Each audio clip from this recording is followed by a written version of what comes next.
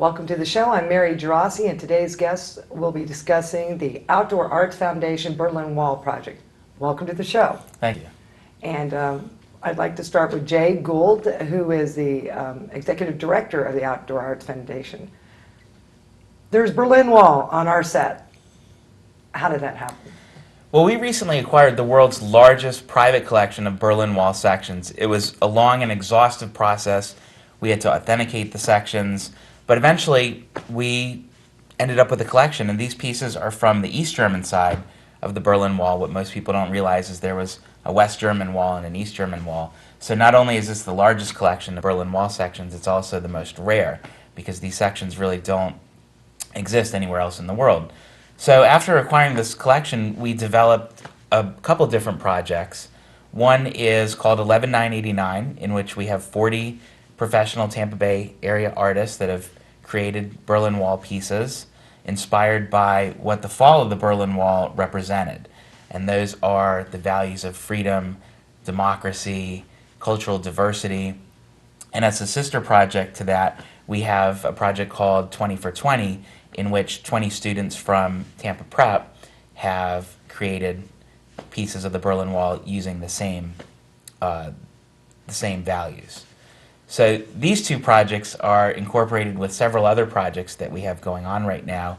Both the 20 for 20 and 11989 projects will go on exhibit in early 2009 and will remain on exhibit through November 9th, 2009, which is the 20th anniversary of the fall of the Berlin Wall. What an amazing opportunity. We have representation from both of these programs with one of our dear friends, Eileen. Welcome to the show. Thank you. And Martha as well. Thank you. It is Martha, that's right. Okay, got it.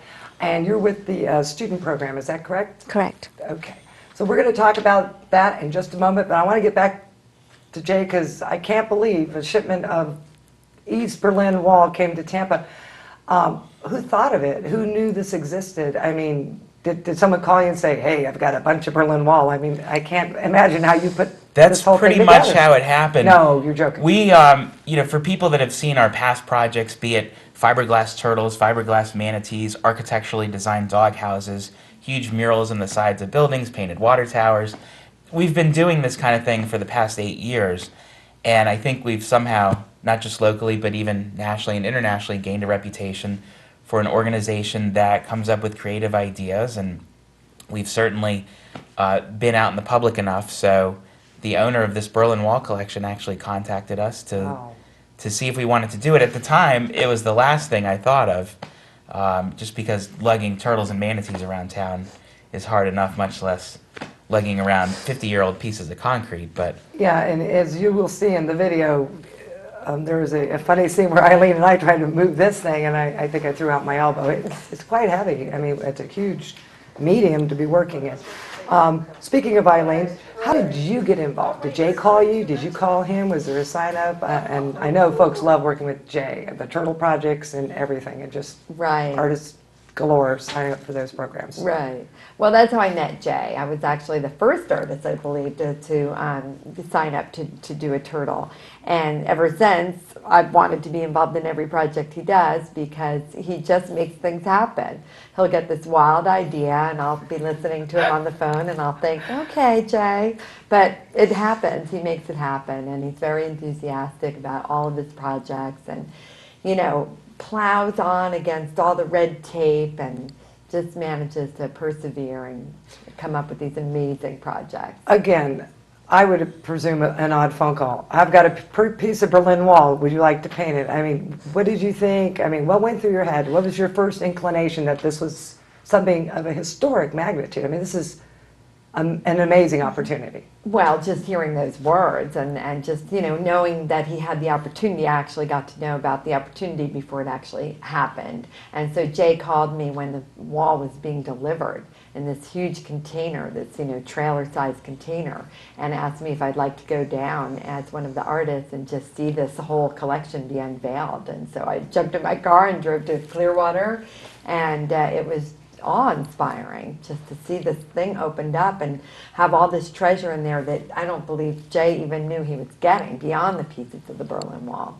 Tell me why you chose what you chose for this piece, and she chose quite a bit. Tell me about some of the significant things in these pieces. Well, even before I saw the wall, my piece of the wall, or I got to see the wall unveiled, but I didn't actually get my particular square until about a month later. So I thought about it a lot during that month. And I decided that I wanted to do images on both sides because I really wanted to show the duality of man, of human nature. You know, the old good versus evil.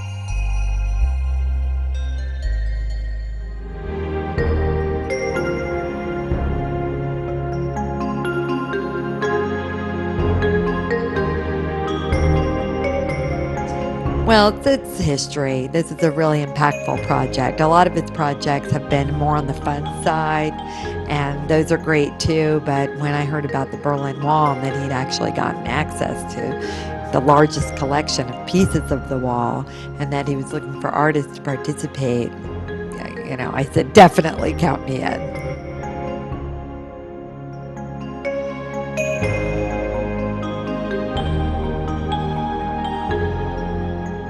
I like faces. There's a lot of faces always in my art. And so when I had the idea to make the faces for the wall and kind of represent, you know, the people who were affected by the wall, I thought, you know, I'm just going to start making them. And no, I didn't want to use a mold because I didn't want there to be similarities even between two of them.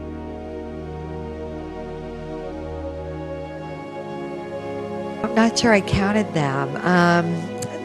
I would work on them in the studio, and I would also work on them at home. And so I worked on them all the time, basically. These are glazed, right? Mhm. You've got clear glaze on these. You must just have a teeny bit. No, I don't have any clear glaze. I just did the underglazes at this point.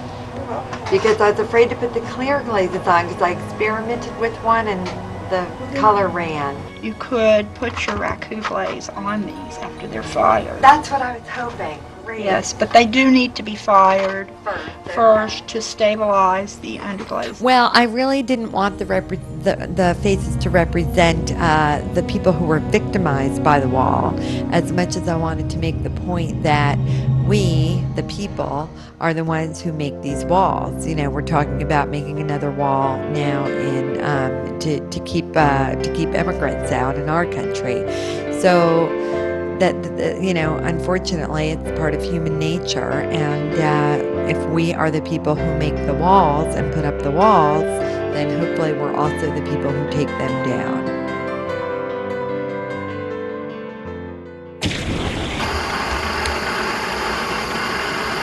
And then once they come out of the kiln, then you put a special glaze on each face. And I put a little bit of color, not a lot, in those glazes. And then we went through the process of raku firing. Raku makes clay look weathered and crackly and old, and that's the effect that I wanted on the faces.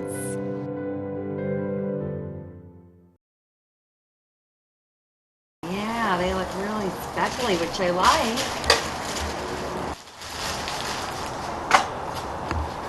More, a little more, or just one?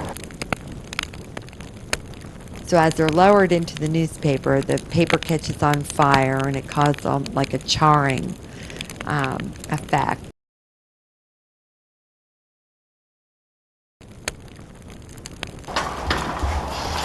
Okay, let's cover up the first one now. With the wet. And you put the fire out by putting a lid on the container. Wanna give it a And quick as they blow? cool, Just in that's case. what causes this crackling or raku effect.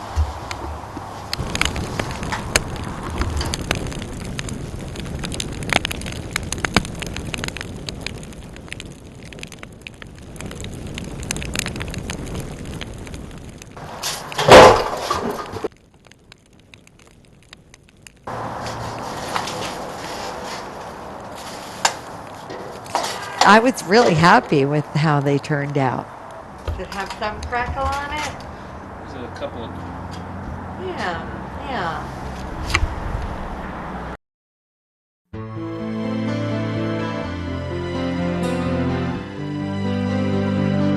As I was working on these faces and doing, you know, deciding how now I was going to use them, I thought about that Pink Floyd song, We Are All Bricks in the Wall. I decided I was going to put the faces really close together as if they were bricks instead of scattering them out on the wall, which was my first initial thought. People like to look at faces.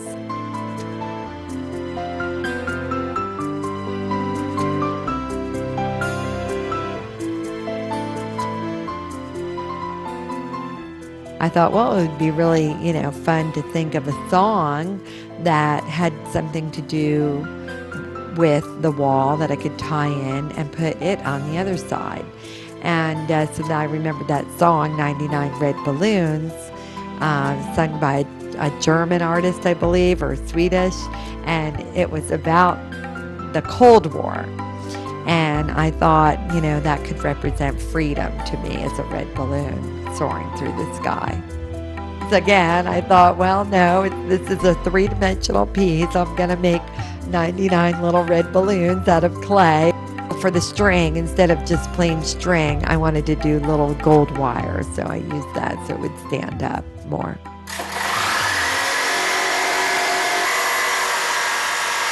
Well, I wanted there to be a segue from one side of the wall to the other, and what better segue than a door leading from oppression to freedom.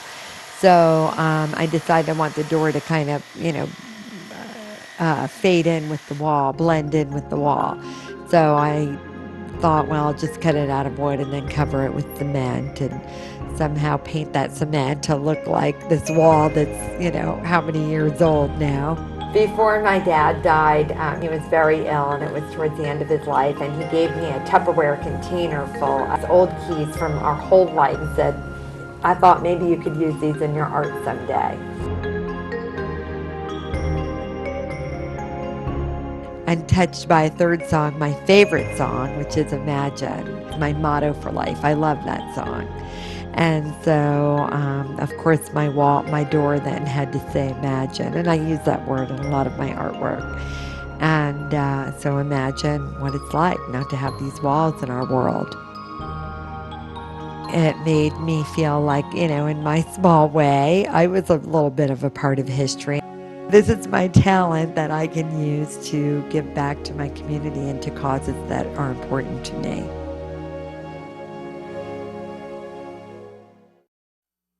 So lots to learn about this piece, and it just sounds like you really thought it out well, and that's what I love about artwork. People just put their souls and their passion into it.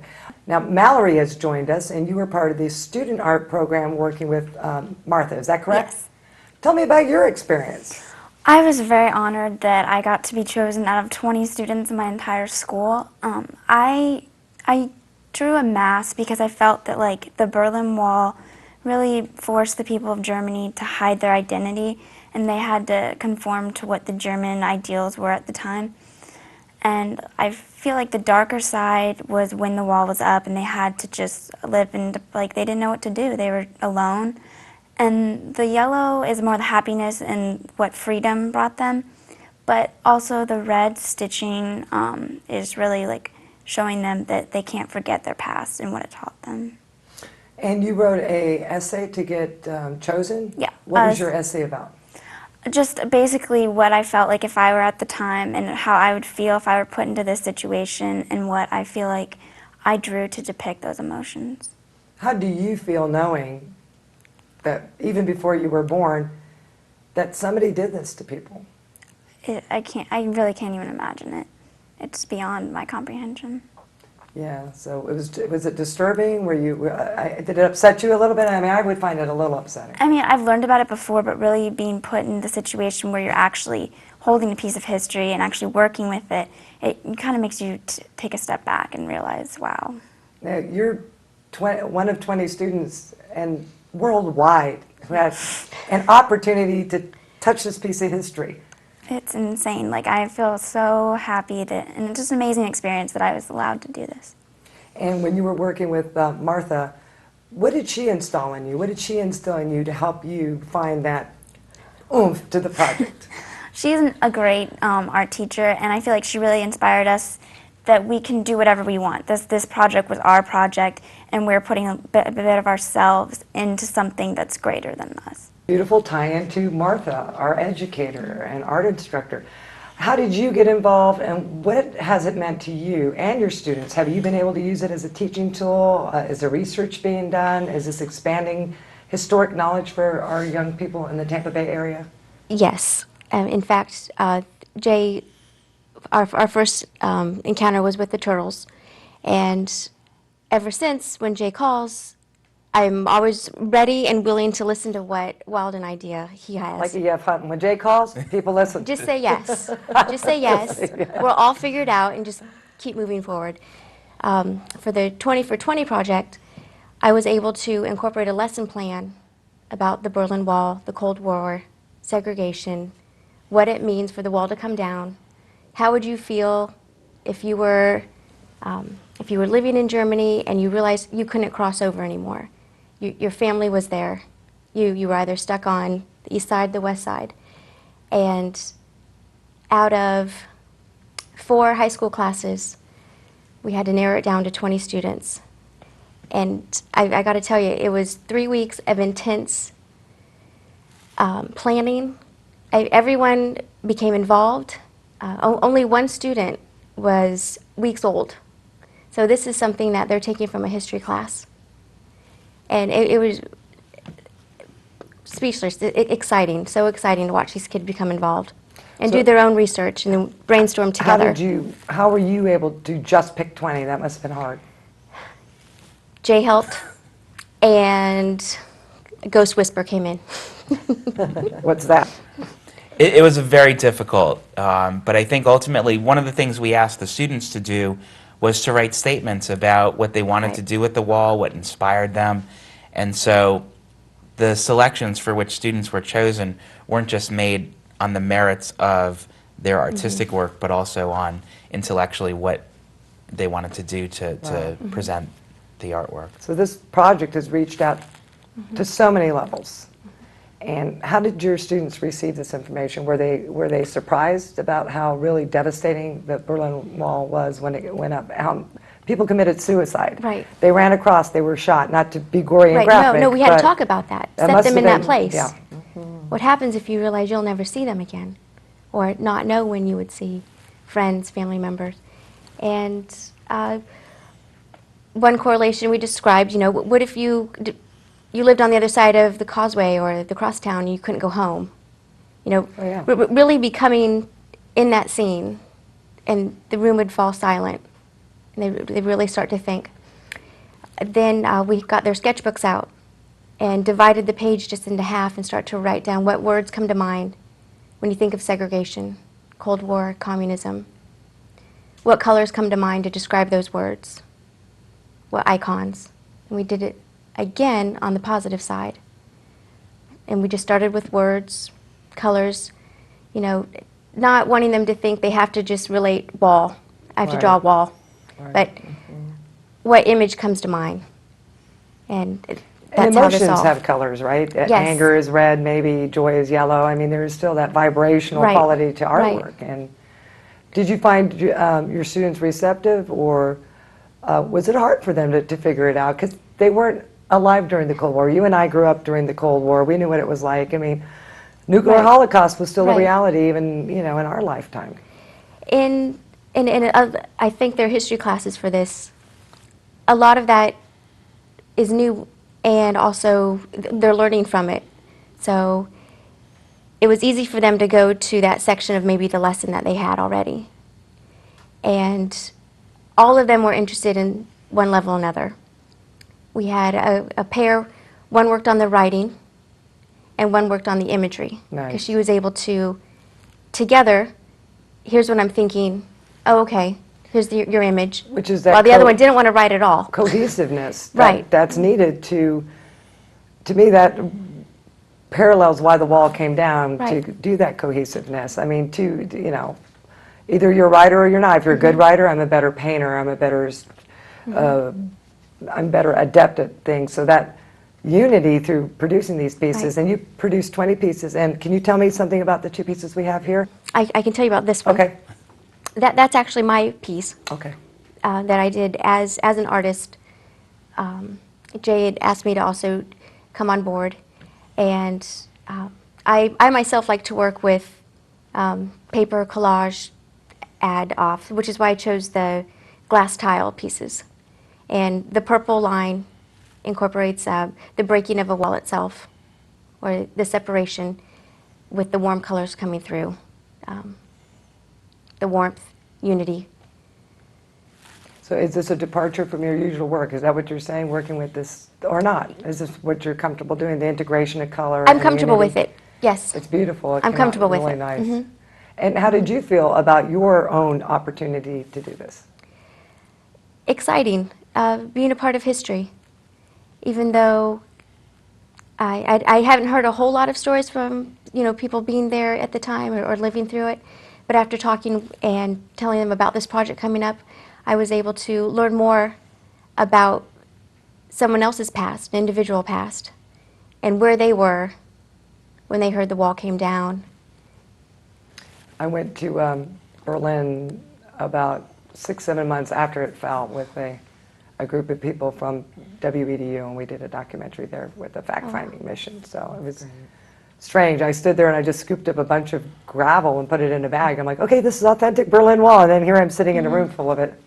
Darn. I mean, who would have expected that? This, to me, is historic. Well, and what's amazing Yeah. is most people, if you go to eBay, you can find a piece maybe smaller than a baseball or the size of a golf ball. And a lot of people, when the wall came down, have pieces that size. But to see pieces this size Right. and even larger It's unprecedented. is going to be incredible. What we're doing is so unique, and because we have the only collection of its kind on the planet, is this project isn't going to go much farther beyond the Tampa Bay area. We already have a sister project going on up in Old Saybrook, Connecticut. By the time the 20th anniversary reaches, we'll have 5 or 6 of these projects around the country.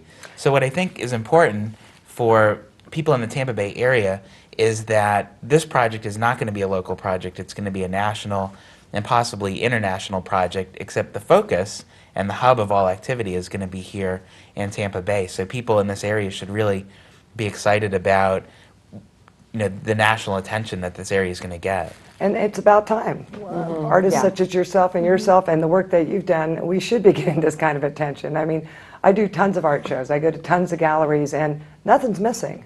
There's a vibrant art community, and galleries in St. Pete, 620, Salt Creek, here, Michael Murphy. I mean, people are putting it out there, and it's good that we're going to get national attention. With the Berlin Wall project, I think since we get another year, we get 2009, we might do something on paper for November '09. So that's what the On fall paper, class. What do you mean by paper? Oh. Drawing, sketching? I think I'd like to do this again, but just leave, let fall '09 kids get a chance at interpreting what the Berlin Wall meant, and maybe do it again with them, but not at this level. Okay, because this. How difficult was it for you to work at this level with each one of these pieces being presented? I mean, were you doing a lot of coaching, or did the kids just take off with it? We got to work together. I wouldn't say there was coaching, but they made it easy. They made it easy to flow, and I think looking at their sketches and helping maybe put an image with a word or talking about the colors, we were able to come up with something, and it was like an aha moment. Oh, that would be perfect, and from there they could just move on. So it always jibed. It always jibed. Wow, so you had a It was good teaching fantastic. experience. They had a good learning experience. That's the symbiosis of why these things happen. And thank you, Jay. What an amazing opportunity that you are all able to come here today, bring your artwork here today, share your story. We're going to show tons of video. We'll go to the open. Any last words you'd like to leave us with about your project and about your participation in this, Eileen? Just again, how impactful it was, and how I really hope that Tampa embraces this project and embraces Jay for thinking it up and making it happen like he does. And it's really a great opportunity, not only for the artists, for the students, and for your average citizen of Tampa Bay to have a chance to be involved in this. And what about you? Do you have any words of encouragement for folks your age who might be looking at getting involved with art? I mean, it's more than just this, it can be life-altering, life-changing? I mean, what would you like to tell people your age? I mean, I never really saw myself as an artist before this, but after going to art class and like realizing like what I can do, I think that you never judge yourself. Like you can do whatever you want to do, and if you find something you like, that you should really pursue it. Great. And how about you? Any words of Fantastic. encouragement about your personal experience? Just always keep communicating. Whether you are either just drawing or painting, or if you are a writer, just because there's so many stories that come out of working on this Berlin Wall project, and it brought a lot of families together, contacting grandparents or aunts and uncles if they knew of somebody. Did you have several students that were actually born in Berlin? Is that correct? Or Germany? Just one. One. One. So- In fact, his mother was in the hospital the week the wall came down, so he was born that week. Wow, how Yeah. prophetic, huh? Yeah. That's And he has a interesting. piece, so we'll. It's very symbiotic. Again, you Yep. know, something so far away can yet be so close to our own Right. lives all the time. Right. I stood next to it when it came down, and Mm-hmm. as a child I saw it when I was 15, and my dad was in the service, so we were able to see it as well. And I didn't understand the impact of it at 15 the way I do today. And having looked at some of the video and some of the things that happened during that period, it is a pretty deep topic, and I'm so glad you were able to share it with us, all of you, and we look forward to seeing the final project in 2009. And I'd like to thank you all for being on the show. Jay, thank you as well. And we'll see you next time.